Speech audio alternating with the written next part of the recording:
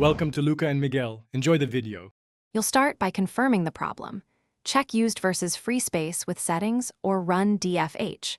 Once done, immediately empty the recycle bin or trash and clear the temp folder to free quick space.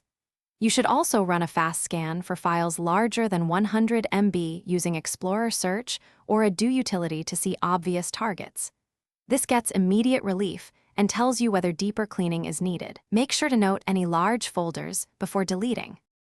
Now move into thorough cleaning.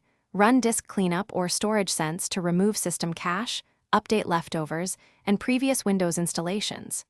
You should uninstall apps you no longer use and remove duplicate media with a duplicate finder. For power users, run NCDU or a GUI cleaner like CCleaner or BleachBit to visualize disk usage and delete safely.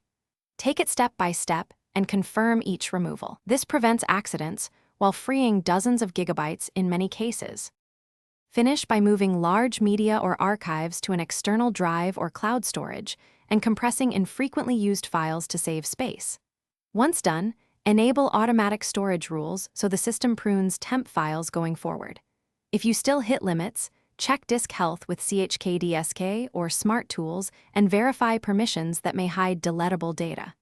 A key troubleshooting tip: if space won't free, reboot into safe mode and repeat cleanup to remove locked files.